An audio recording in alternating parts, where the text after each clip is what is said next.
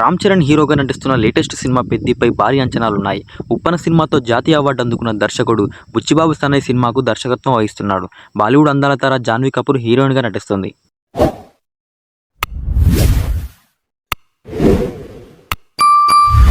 Mega power star Ram Charan నటిస్తున్న latest movie 'Peddi'.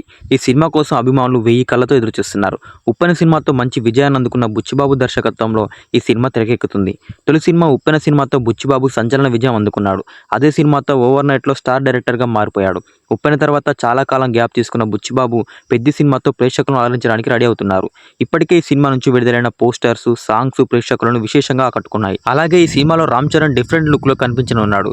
ఊరమాస్ గెటప్లో చరణ్ కనిపించనుండడంతో అభిమానుల్లో భారీ అంచనాలు నెలకొన్నాయి. ఇక ఈ సినిమాలో చరణ్కు జోడీగా జాన్వీ కపూర్ హీరోయిన్గా నటిస్తున్న విషయం తెలిసిందే.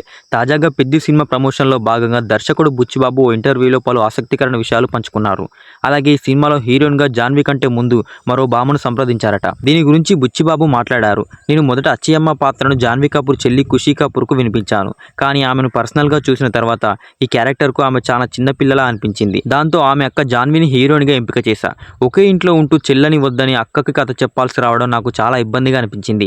ఒకవేళ ఖుషి ఫీల్ అయ్యిందని జాన్వీని అడిగాను అని బుచ్చిబాబు తెలిపారు. మొదటి నుంచి నేను జాన్వీనే హీరోయిన్గా ఫిక్స్ అయ్యా.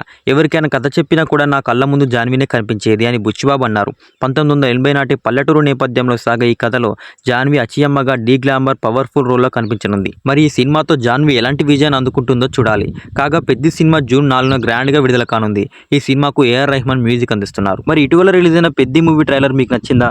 మీకు నచ్చితే మీ అభిప్రాయాన్ని కామెంట్ చేయండి.